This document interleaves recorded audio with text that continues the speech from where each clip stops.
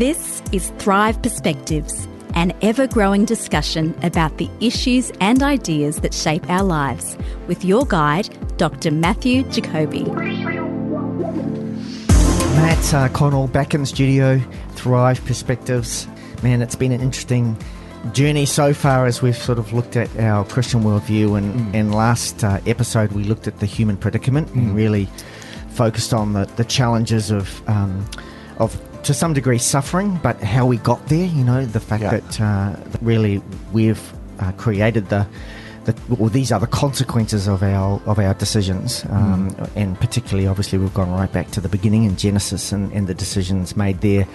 Today we're going to continue a little on that as we kind of look at evil and suffering in the world. Connell, welcome. We like usual, we had a good conversation beforehand, and sometimes I wonder if that's probably better the podcast to put out there. I think we've exhausted the conversation. No, we certainly haven't done that. Great to have you with us, Connell. Matt, as always, where do you want to kick off from, Matt? The important thing actually here is that we're placing our worldview in a sort of narrative form. It has the form of a story, and that's important because a lot of the big questions that come up are abstract questions that are actually best answered with reference to where we are actually in the story, in the unfolding story.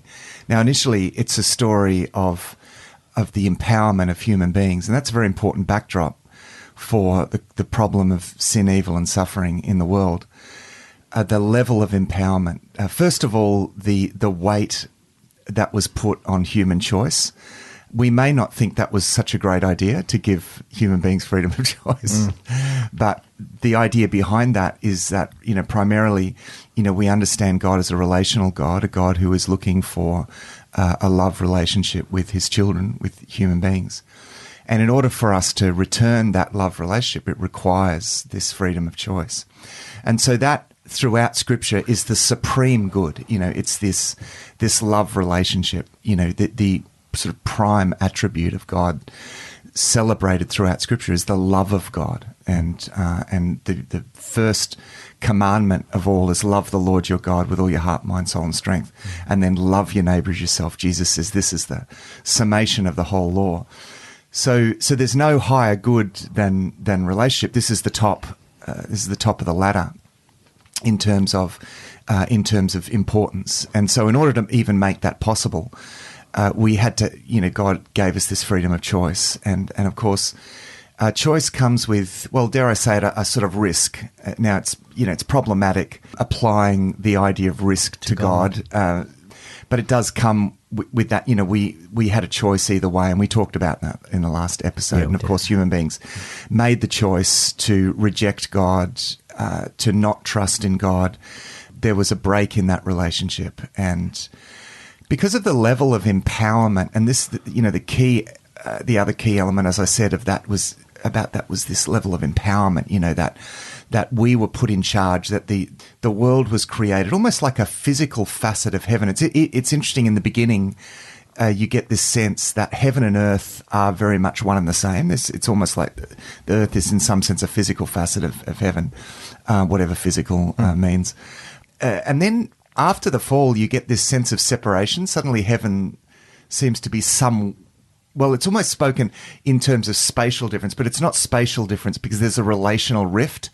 There's this sense of separation, relational separation, even though it's not spatial, between heaven and earth. And so heaven seems to be somewhere else. You know, we pray, our Father in heaven.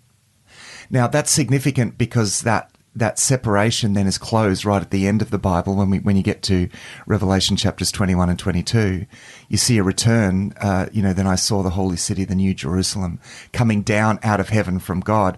And so you get the reconciliation of heaven and earth. And so you get what is described there as a new heavens and a new earth. Yeah. In other words, a kind of new heavenly earth. It's basically what it was before the fall. Yeah, but before the fall, but maybe in a greater, in a much greater sense. But essentially, you get this picture of the two being united at the beginning, a return to it at the end, and in the middle you've got this tension or this separation between the realm of heaven and the realm of earth. And of course, heaven is not somewhere else like another planet or something. It's something like another dimension or another. I don't know how you would describe it, but because there's also the sense in which it is present in some sense, and God is ever present. But as I said, there's this relational rift. It's not you say it's not spatial separation. It's almost like it's hidden from us.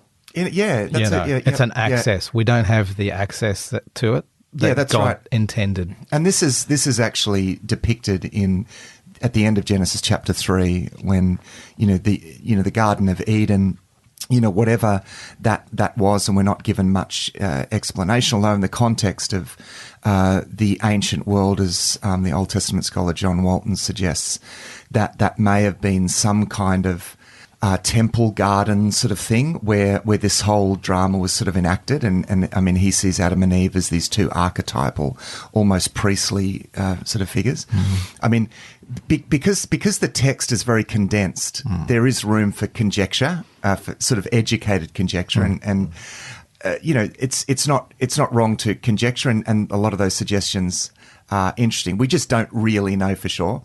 It's nice, though, to recognise that there is room there for a lot of information that we aren't really told, because the story is told in a very condensed form.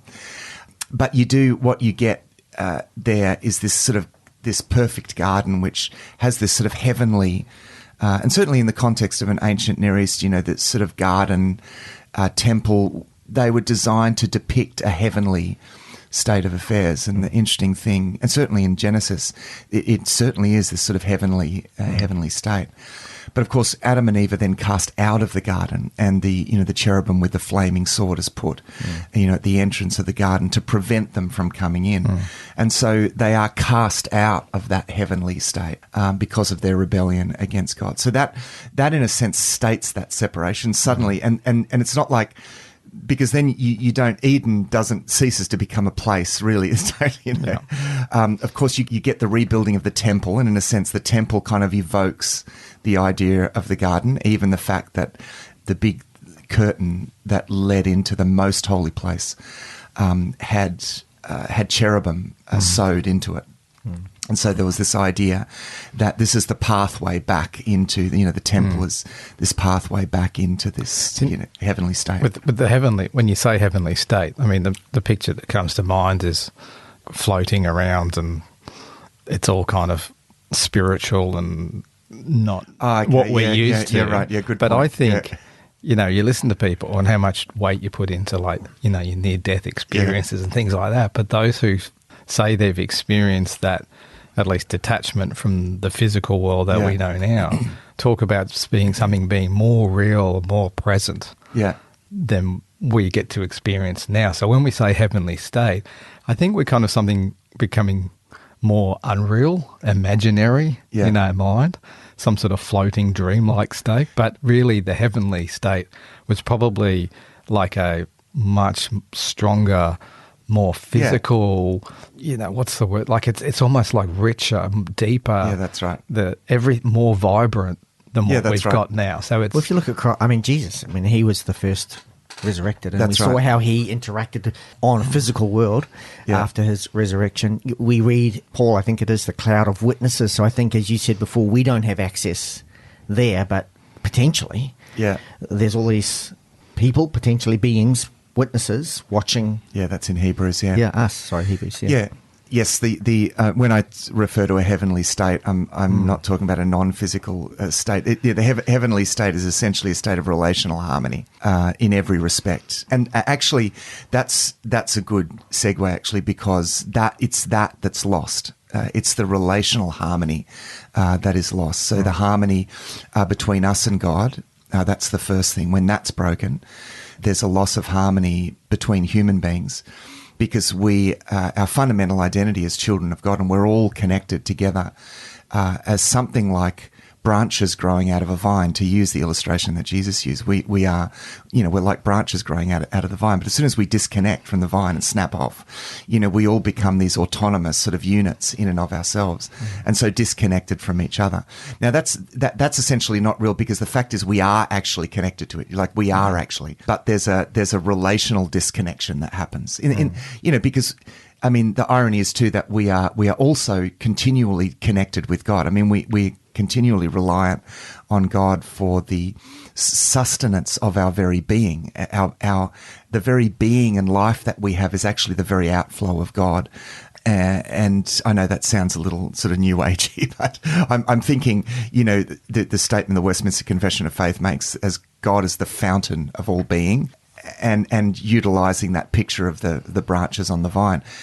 So in a sense, for their existence, every person, for their existence and life and consciousness are continually dependent on God. And we are intricately connected with each other. We're very much all interconnected. But there's the relational break that's happened. So this is signified in Genesis chapter 4. This relational break with the first murder, Cain kills Abel, and so you get this increasing sort of break. Now, what happens from this moment on, from Genesis chapter 4 onwards, from the moment the fall happens, you get this domino effect, right? And God allows the dominoes to fall. Why does God allow the dominoes to? And when I say dominoes falling, I'm talking a lot of really terrible things begin to unfold.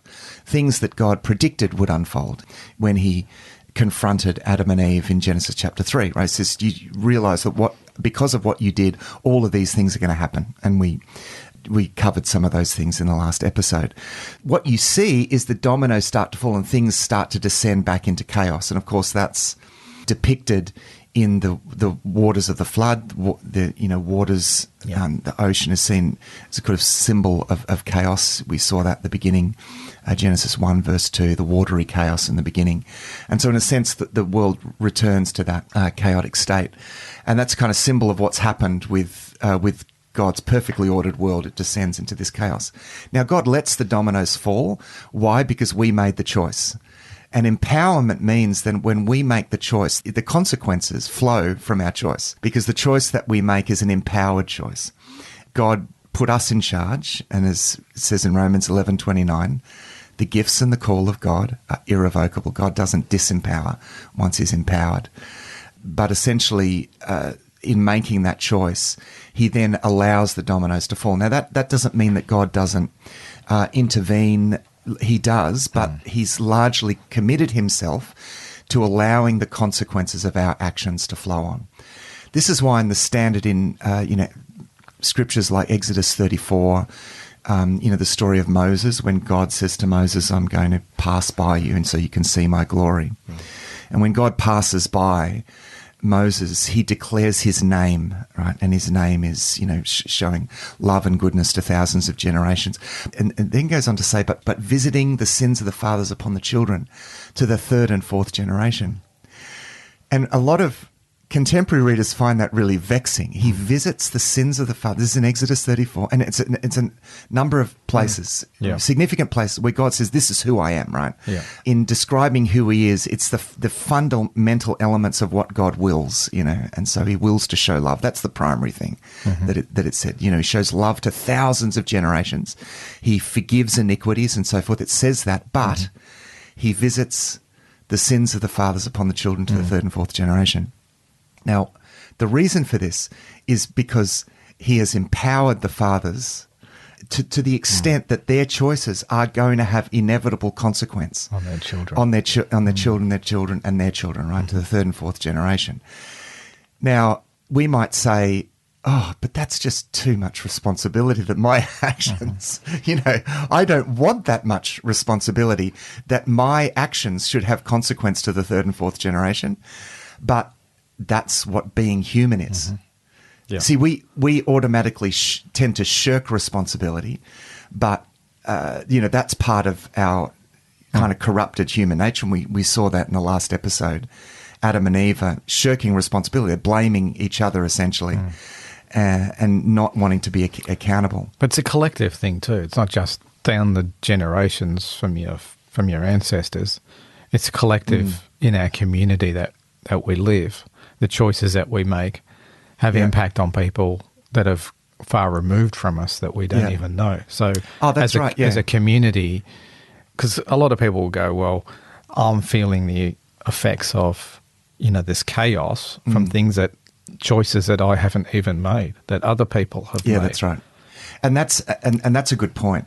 That comes back to the interconnectedness, because for better or worse, we're all interconnected. So the choice of one person, and I mean, I think we feel this very much in our modern world now. You know, a Russian leader can make stupid choices and decide to invade another country, and the whole world is suffering as a result.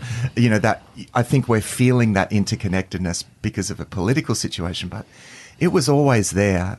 You know, the moment that Adam and Eve made that choice, everyone else was affected. And then everything that everyone did affected everyone else. Now, again, we might say that is just too much responsibility, and my actions are going to affect so many other people more than I ever know. But see, that is, you know, that is, again, the responsibility of being human. That's what comes with authority, you know, and of course, and that was created for good, right? It was meant to be that interconnectedness was meant to aid the flow of love and goodness and blessing from one to another, right? But now it's become a conduit for evil and not for good. Yeah. And how much we probably diminish the little decisions that we take. It's That's like right, pushing a domino over. That's right. You know, it does have an impact and an impact and an impact. And why God set up rules or frameworks for us to live in that we may think are, in our very limited, tiny little understanding, we think it's not that bad, or it doesn't really matter, you know, it's just some sort of rule in some, you know, it seems pretty arbitrary and minimal, but it is a framework that God has laid out. Yeah, that's right. Yeah. That keeps us in the safety barriers. Yeah, it's interesting too in that passage. I'm not sure if it's that one, because there's a few times that's mentioned about the third and fourth generation. It also says, "To those who love me, to 1,000 generations." Yeah, that's right. Yeah, yeah, that's right. And that's the dominant note. But there is this sense that there's this flow on. Now, it's interesting. There's a recent book that's come out called "It Didn't Start With You," and it's, you know, it sums up a lot of research now that is being done on trauma and on the multi-generational effects of trauma. And what they've discovered is that one person's trauma or something that happens in one person's life, that the effects of that are actually felt with a lot of force to the third and fourth generation. It's interesting in this book. He even quotes, and I don't think he has a faith background or anything like that, but he quotes the Bible to the third and fourth generation, because he's basically saying we're now discovering that actually, you know, trauma, things that happen to someone, or even things that they do, like significant things, are actually have these repercussions down to the third and fourth generation. And so, you know, I am the product not just of my parental environment, but even things that happen to my great-grandfather can have a direct effect on me. And it's very interesting. It's a very interesting book, actually. But it just shows how complex actually we are, like how complex what happens to someone can actually affect. I mean, when you go to the third and fourth generation, you really, the ripples are really going out. And talk about chaos. You get this domino falling effect. We got dominoes falling all over the place. And it just shows how complex we actually are. And I think reading that book made me recognize, gee, we are more connected than we thought, right? But we are also far more potentially messed up than we ever imagined that we actually were. If we can be affected that much, not only by the interconnectedness of everyone, and I believe we shouldn't underrate. No, totally I think we are affected by that. I mean, Carl Jung, the famous psychoanalyst, talked about collective unconsciousness and things like that. But I do think there is a sense of everything that anyone does, in some sense, does affect everyone. Collective consequences. Yeah, that's right. Collective consequences. Yeah. And then, add that sort of stuff, the fact that, there's this multi-generational to the third and fourth generation, and we're all experiencing that. Yeah. Man, we are tied up in a knot, the like of which none of us can untie. And if you look at the level of anxiety, particularly for young people today, which may not result in anything directly in their generation, not necessarily, but just what's happening in the world, the collective impact on that. for young people, particularly today. Yeah. Not just young people, but, it clearly it does. Yeah, that's right. One of the, books I've been reading, New Seeds of Contemplation. Oh, yeah. And one of the interesting It's one of my favourites. Yeah, it's such a good book. By Thomas Merton. There's been a lot of time in that book really painting a picture of the depth of sin within us. Yeah. And it's kind of opened my eyes to what that actually looks like. Because even listening to you speak now, I feel like there's consequences of the actions that we take and so on, and it flows down through the generations and it impacts other people. But I think in reading this book, one of the interesting things is how much sin impacts my life without necessarily it being a choice or an action that you would think necessarily is in the obvious sense is sinful. Yeah. So even in the good things that I do, there's sin because it paints this picture of being a true self and a false self. And the false self is the thing that's propped up by sin of greed and ego and ambition and seeking pleasure and running away from pain. And really, we all will do what we need to do to try to reach that goal on that, that axis that we've been talking about, trying to get to pleasure and away from pain.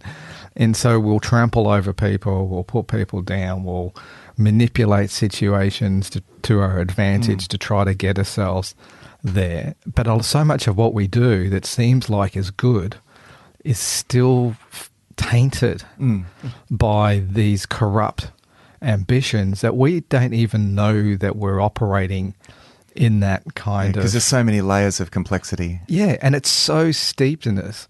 And it's really made me think, like if I was to go up and encourage someone and say, look, I see someone doing a really good job. Go, yeah, you did a really good job of that today. Yeah. There's like a little switch in my brain and goes, well, why am I saying that to that person?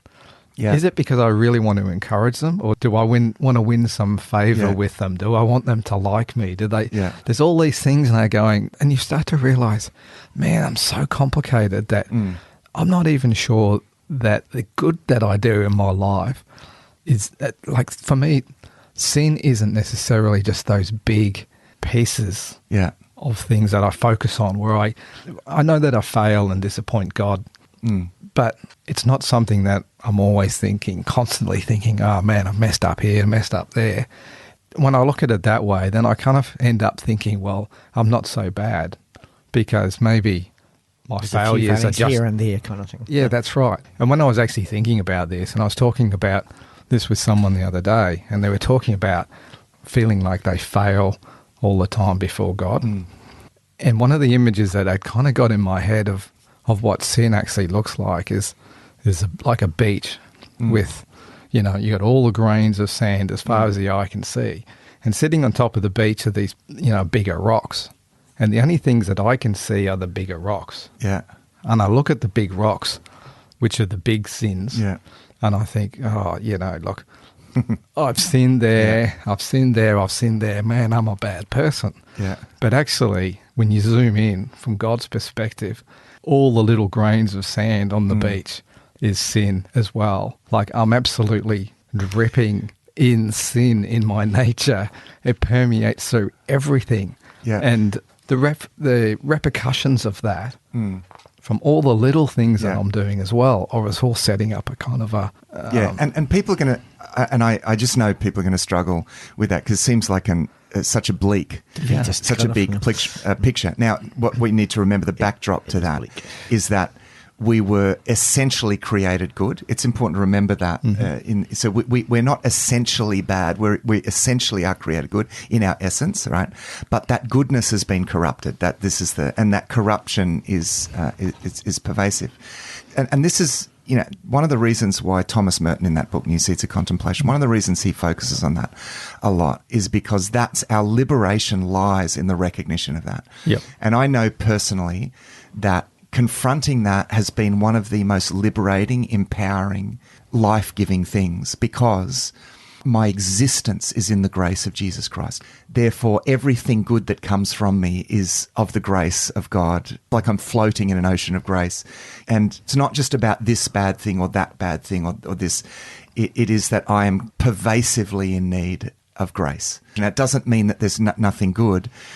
There's a fundamental goodness, but that fundamental goodness has been corrupted. Well, even Jesus said, "Why do you call me good? No one is good." Yeah, that's right. Except the Father. Yeah. He's the only one. So we can, it's easy to not see this. It's a little bit like, imagine someone falling without seeing but being blind, and not where you don't really, you get so used to the feeling that it becomes sort of normalized because you don't see the ground coming closer to you, or, there's no sense of, like if you're out in space or something and you're actually kind of falling, but you don't. And I think we're in a situation analogous like that, because there's something happening that we don't really perceive, but actually from God's standard and from God's perspective, it is really serious. This is one of the things that comes up when we think about abnormal psychology, like abnormal psychology diagnoses certain abnormal conditions. And, take something like dissociative identity disorder, where people live through sort of different alter egos. And now, by what standard do we judge the line of normal and abnormal? One might say, well, it's by the standard of being able to function in our society, function adequately in our society in a way that you might be happy with. That's a pretty arbitrary kind of value, because what if the whole of society is also falling? What if we're all falling together? Then judging your normality by other people isn't really the right, because in some sense we're all doing that. We're all spinning these alter egos that we live through. It's just that there's a degree that happens that interrupts when we do that a whole lot more than others, that interrupts our ability to function socially. And I'm sorry, I'm not underplaying the seriousness of those disorders. It's interesting that they're referred to as disorders. Again, the question is, and this is a question that the French philosopher Michel Foucault, brought up in relation to what was then called madness, in the 60s. Like, his critique was, well, who gets to say who's mad? Yeah. Who gets to say that? And for him, it was a social construct. Now, I don't agree with, of course, with everything that he says, but I think that point of critique was a valid one. But it's because everything's it's all relative to the world around you, and I think resetting our idea of what is sin and what is wrong with us shouldn't be based on what the relative standard that the world gives us. And I think that's the power in this whole idea of going, we actually need to go a lot deeper than just going, I messed up. With these things, the depth of the problem within us and the depth of the sin in us, you're never going to get that validation from comparing yourself to others in the world. It's actually got to look at it from God's perspective, which really paints a pretty bleak picture of our condition. And the interesting thing with the New Seeds of Contemplation book is there's a lot of hope. You say it's a pretty bleak kind of picture in terms of just how sinful we all are, even the best of us. Just, it's far deeper than what you're even conscious of. But the point that he's trying to make there is that that's not the identity that God gave us. It's not actually our true identity. Right, yeah. Our true identity is what God wants to restore us. That's bring us back into. Yeah. So there's actually... So the old thing needs to die, and this is the whole point. Yes. Is that pervasiveness means that we've got to let that die. God wants to put that to death to actually reconcile us with our true selves. Yeah, and in this book, Thomas Merton goes through these different scenarios of people, showing how that kind of manifests and the difficulty it is in actually letting go of those things, which is going to be incredibly difficult to let go of them, because they're so core to who we are or what we've built ourselves to be. This idea of false self is like we've erected this identity and a mask, it's kind of like a mask. It's like kind of a front to the world and even to ourselves that allows us to kind of exist within ourselves, within the world. That's to attain something that we've got in our mind of what it is that we want to be. And it's propped up by ego and careers and all those sorts of things. Well, also by normal. You know, as Matt said before, we look around and what's made things acceptable is the fact that they're normal. Yeah. Yeah, that's right. Yeah. You know. And it's interesting, this topic of the false self and you know, this sort of false identity that we spin. It's interesting how in civilization, in inverted commas, in its supposedly highest forms, right? Those who would advocate for civilization and you know, how much false identity content there is in that. You know, we get to choose who we are and what we become, and our identity is, you know, often relates to, you know, status symbols. And I've lately been reading a number of, you know, classic novels from the 19th century, because I find that period so fascinating. And particularly, one of the things that I find interesting, particularly in English culture in that Victorian era, is the obsession with rank and status and title. And it's like this game that everyone's playing, but it's real for them, you know, and they, you know, we need to be friends with them because that reflects well on us. We can't be friends with them because that'll interrupt our friends with that person of higher rank, because that might draw them down by association. And oh man, it's so complicated. Yeah.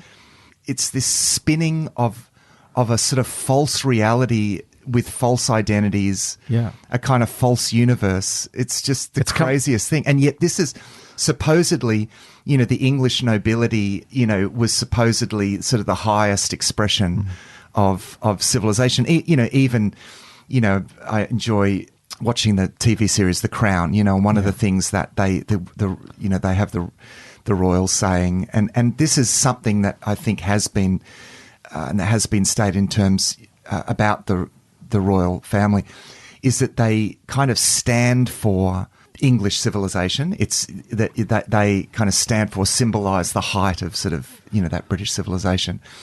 And yet it's a civilization that's so problematic at so many levels because it's been built up on these really shaky foundations. Now, there's lots of Christian influence, and this is the interesting thing.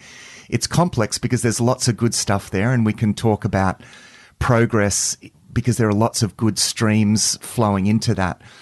But a lot of that can actually empower also what's bad as well. I mean, we probably need to unpack that a little bit and go back to the beginning. But it's interesting, you know, in terms of the false self, how readily we do that as human beings. Well, you mentioned before as well about we spin things. Yeah. You know, it occurs to me there that the spinning itself, well, it's the motives and the agendas that sort of sits behind it. If you were to look at it, you probably weren't doing things that were overtly sinful. You'd be making choices that in themselves, as they stand on their own, there was nothing sinful particularly about them. It's the fact that it's all being spun together to create something. Yeah. Because it's actually all being sown out of dysfunction and sin, and well, it's actually an endeavor. It's not just it's not out of a negative. It's an endeavor of human beings to weave our own identity. And of course, if our identity isn't derived from our relationship with God, then it has to be derived from our relationship with other people. And when I say that, I mean by comparing ourselves to other people. Yeah. So for me to feel good about myself, I've got to be better than you. And so you not only get this in, you know, this obsession with rank, you know, in sort of European and English society. It's actually, you know, pretty pervasively in European society, but even been interested in lately in Hinduism and the sort of thought world of Hinduism. And it's very much there as well. And, you know,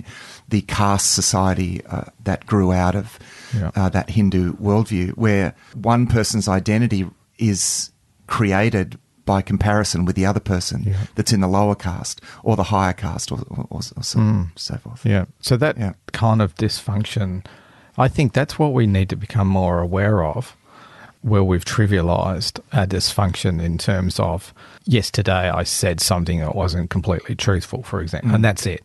We've created these very discrete rocks, rocks on the beach. And that's the least of your worries. Yeah, it's actually, ironically, it's minimizing our sin. It's minimizing it. And for a lot of Christians too, they struggle with those big problems as if, I've disappointed God. You know, 2 days ago, and there'd be something, I just keep disappointing God and I'm not worthy. And there's that sort of sense of it. And you go, well, actually, that's the least of your worries, like that's it's trying to, the predicament that we're actually in as humans, the level of dysfunction, the level of sin, it's at such a deeper level than what we can ever be. Well, it's hopeless without the sacrifice. It's hopeless and it makes us powerless. And those exactly actually, that getting to that point, realizing that it's hopeless and that you are completely powerless, that will be where redemption begins, right there. I mean, this is, it's the recognition of that. Because if, to the extent you think, well, I should just try harder or try and be better, or no, you can't any more than you could stop yourself falling out of the sky. And don't look at other people and say, well, I'm better than that person. Yeah, but that person's falling out of the sky too. You might be falling, slightly faster, but you're all, so don't be comparing yourselves to other people. It's that pervasive nature of the problem that brings us to that point of helplessness and hopelessness in ourselves that actually is the beginning of our redemption. Yeah. And so this is where we then talk about going to true self. It's a really interesting kind of way to understand the journey of salvation, because it's not like all of a sudden you become your true self, or it's not even like we are our true self but it's just a little bit corrupt and we need to fix ourselves up around the edges. Thomas Merton's making the point that we don't even know who we are. We're so used to the false self that we've created. We actually have to have God work within us and reveal to us who we really are, and then allow him to pretty much reverse everything that we're used to living with, the whole kind of thing that drives us forward. All of those things, God needs to reverse them. We have to be able to let go of them. And then the journey of salvation is gradually chipping away, opening up the cracks to let the light of true self actually start to slowly emerge. And we're always going to be battling false self, but hopefully over time we start to morph into the true identity that God gave us. Which in a sense we have that, because our true identity, and this is a topic for a future episode actually, is human identity. This is a big one, and we'll talk more about that. Our identity essentially is in our relationship with God. Yeah. Our identity, we need to understand identity as a relational thing. And it's primarily in our relationship with God. Now, Jesus has reconciled us with God. So it's there. Our identity is there.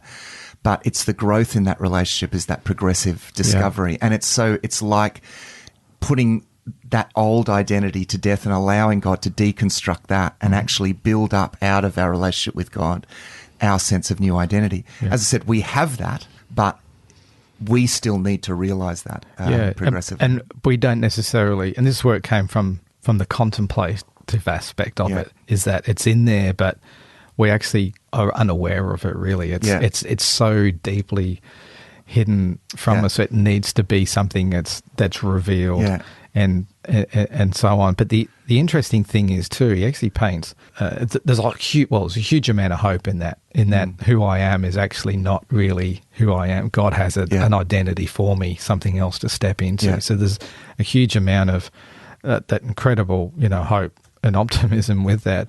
But there's also like a kind of warning too, that there was something that he mentioned that really kind of struck me, was the idea that if we continue living and holding on to the false self and rejecting becoming our true identity, imagine when we die, all the things that built our false self are all the things of the world. Yeah. It was our jobs and our relationships and aspirations and our wealth and the ego. All of a sudden, once we've died and now we're standing there and all of that's gone, is the moment we realize our life was one big mistake. The emperor has no clothes. Yeah. All of a sudden, that identity I have was completely false, a complete mistake, and I've failed to become the identity that God gave us, which now looking at it with the false identity now no longer being propped up, the true identity is what I was looking for. Yeah, that's right. And desired all along. Yeah.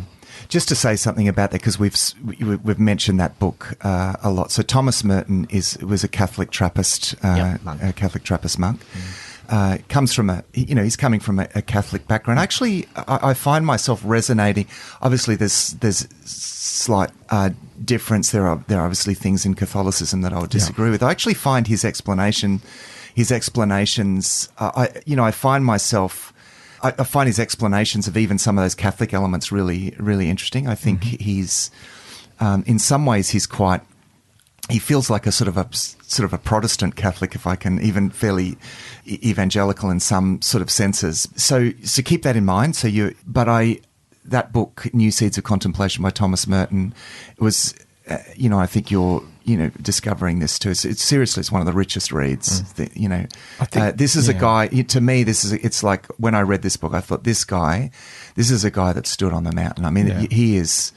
This guy's been there. He's not talking about some place that he hasn't been. I just found it profound. It's pretty deep stuff. It's not an easy read necessarily, but it's really good. I know when I read it, it did challenge me to read it, because it's not necessarily from my own theological persuasion. It's good though. That can be useful though, because it pushes against, because one of the things, actually, and we shouldn't probably get we're going to get off, but he does push against the edges of things. I thought, actually, that's a really good critique of something that I, as an evangelical, have taken for granted, right? Yeah. But because he's in a different tradition, I think seeing that from his point of view is really, really valuable. But I think the point I was going to make there is a sense of it's not coming at it because he's a Catholic. He's coming at it because he's had he has spent time contemplating. He's very Christ-centered and has experienced.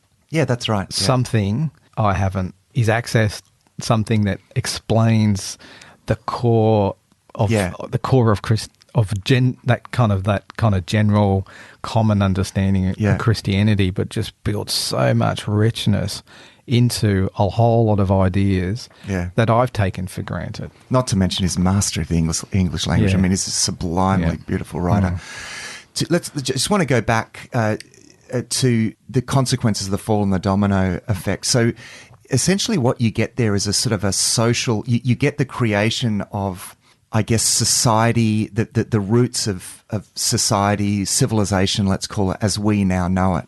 So you get this breakdown. So what we've highlighted is the breakdown between us and God, because that's where we got our identity from. Our very being grows out of God, but we imagine, we became these sort of autonomous, independent units. And so that really messes up our identity, our sense of identity. We construct our identity artificially. We relate to each other as means to ends, in a sense. So I relate, it's not only the competitive element in that, but people are using other people as means to an end. It's interesting that when it talks about Cain, after he kills Abel, he's driven off into the east, and talks about him building the first city. And I mentioned this at the end of the last episode. Cities in the ancient world weren't like nice, living environments. They were forts. They were constructed by one group of people to protect themselves against the other group of people. So implicit there is this idea that you've got this tribalism amongst human beings, where they're building cities now, these fortified cities, to protect them against each other. And I also mentioned that's where historians like Jared Diamond and others, who go right back to that transition from the Paleolithic period to the Neolithic period, that recognise a sort of monumental disaster. They point back to that period and they say there was a monumental disaster that happened, because previously, to a large extent, as they describe it, they see human beings living in harmony, relative harmony with their environment. But then suddenly you get this, well, not suddenly, but you get the emergence of tribalism, which leads to people gathering into groups and vying for limited resources and, forming cities, domesticating crops, which, severely impacts their malnutrition, and they're much more vulnerable to drought and famine. Therefore, they're also vulnerable to disease because they're cooping up animals in close confines and living with, and so you get a lot of problems with that. So they, a lot of these problems, including the backbreaking work, backbreaking work involved in, in farming as opposed to the sort of thing that human beings were doing before. So, it's interesting that these historians, and there's a whole number. There's another book that talks a bit about this, and that I've mentioned before is Yuval Noah Harari's. He's an atheist intellectual, but his book *Sapiens* does a similar thing.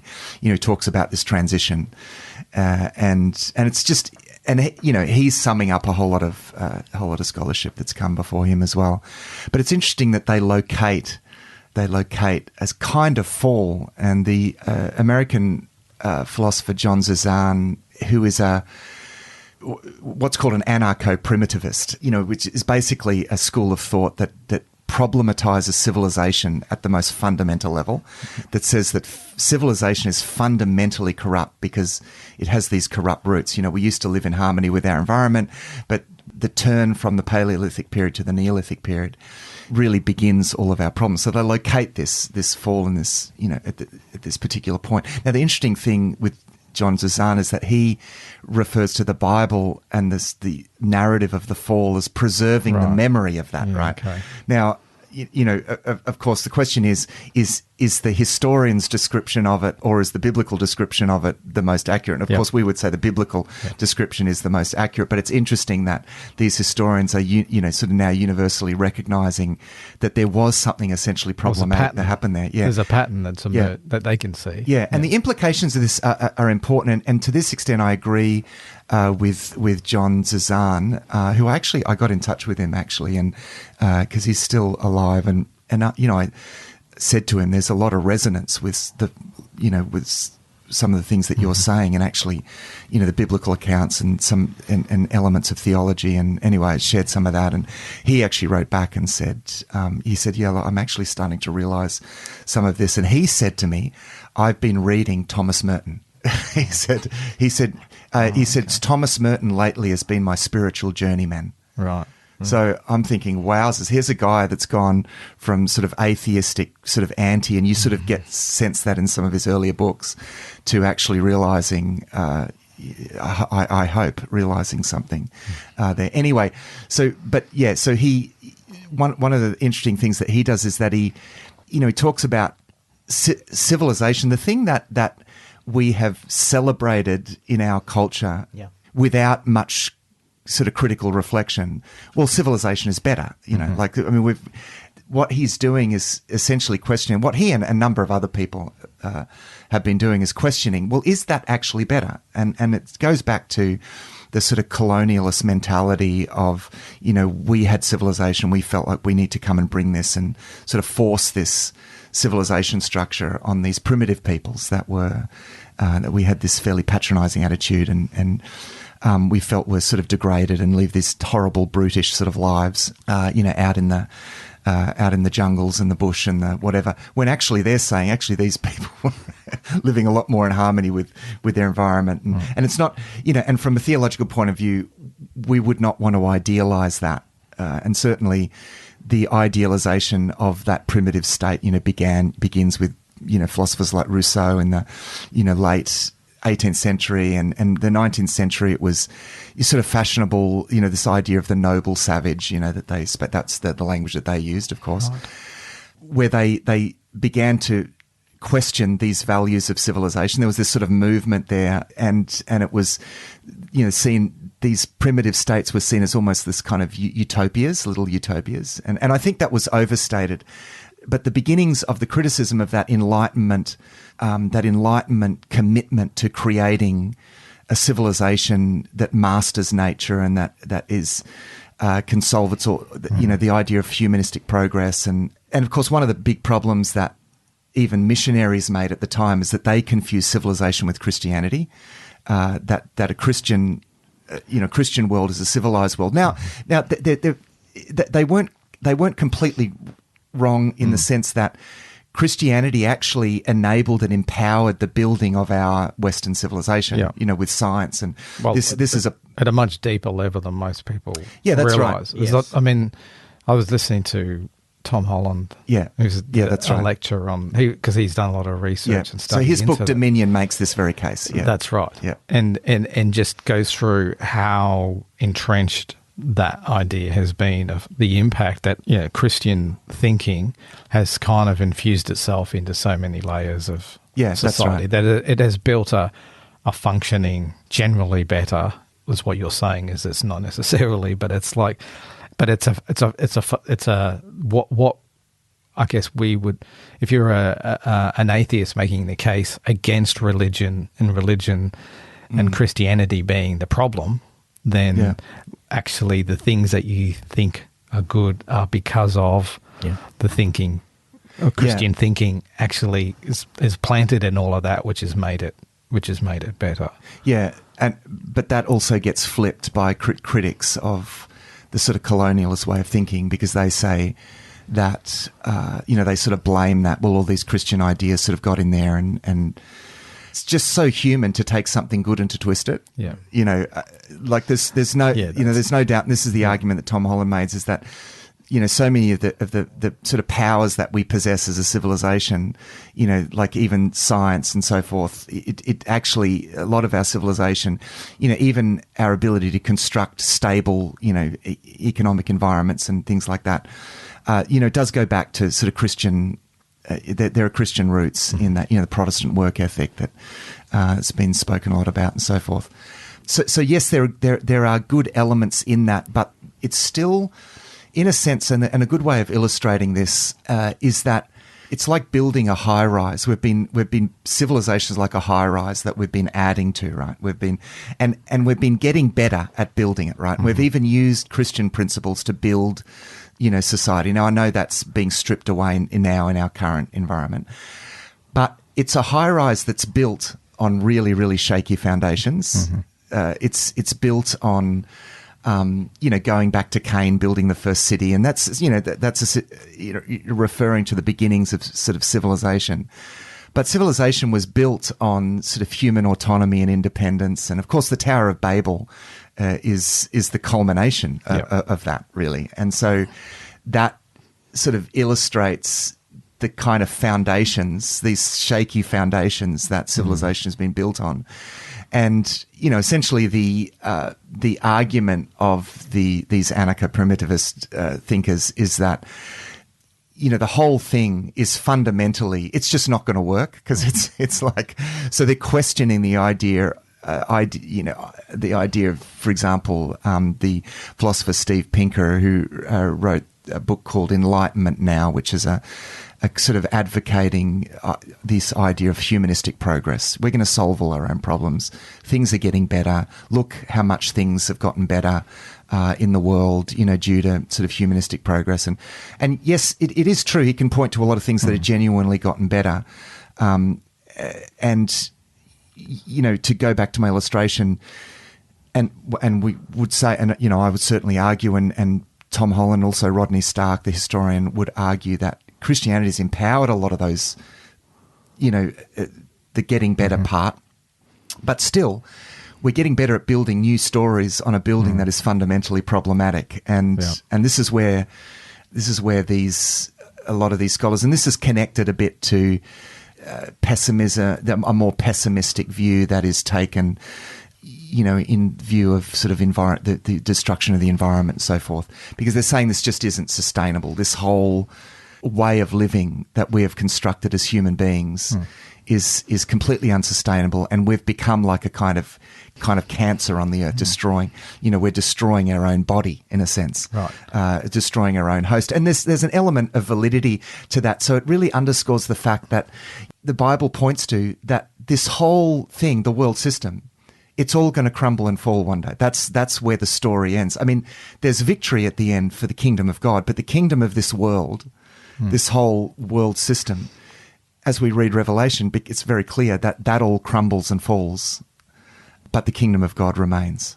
And it's really important that we're living in the present, not putting our hope in this humanistic progress, not playing the game, right? because it's like, this world is this game of identities and who's better than who and who's got the more status and who's got the most toys, and this worldly game that's completely unsustainable, that game has destroyed the world and is destroying the world.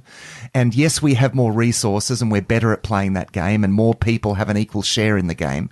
And so you can point to humanistic progress in that sense, but it's the wrong game. Like, it's the wrong game. Yeah. It's we shouldn't even be playing that game, and we're going to destroy ourselves and the world in that game. And who decides what's better? Yeah, exactly. Who decides what's better? Because I think there are people, if you travel overseas to less, to third world countries, for instance, and you see the sense of community, and I hear more often people coming back from Pacific Island holidays where they're not in the tourist spots coming, man, those guys have got something I wish we had. Yeah. We think we're better, but in fact, what is better? Yeah, that's right. But there is a danger in this, so that we frame the human predicament as better, as in better society or betterment of society. Where, just to bring it back to anchor it back, the real human predicament is all of those things are actually painting a picture of their symptoms of a symptom of a problem that doesn't really matter what we do. Whatever we build, we make a mess of it. And the reason we make a mess of it is because deep inside us is deep sin that goes well beyond anything we can even comprehend. Yeah. And the real predicament is, as a result of that, the separation from God. Yeah, that's right.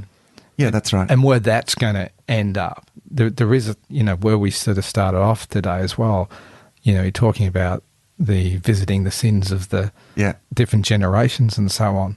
One of the things that'd be interesting to sort of unpack, that kind of almost builds an imagery of God just inflicting things on us, which I don't think. No, that's not what it is as well. He's talking about, and I think there's another angle he's allowing a consequence, which is to understand why does God allow those consequences and the weight of sin to bear down on us. Yeah, that's right. One of the key takeaways, I think here is that in the light of what we said about ourselves and and the world in which we live, and this is just something that is trumpeted throughout the New Testament, is that we should never hope in our own abilities to fix our own problems. We cannot save ourselves. This is why we need Jesus so much, because our identity lies in God, and Jesus reconnects us with God. He does that once and for all in that act of forgiveness, but it's this progressive reconnection in the sense that we grow in our relationship with God. That's where our identity is. But we also should not put our hope in this world system. And we can so easily do that. Oh, things are going to be all right. Things are going to get better. Things that, we're meant to be really connecting ourselves and putting our hope in God's kingdom, what God is doing, and not in the things of this world. And I think that can actually be a liberating thing, because in our helplessness, in our need, that's when we really connect with what Jesus wants to do for us. Thanks for joining us for this episode of Thrive Perspectives. Our hope is that these discussions will challenge you to look at life from a new perspective. You'll find all our resources at the Thrive Today website, thrivetoday.tv.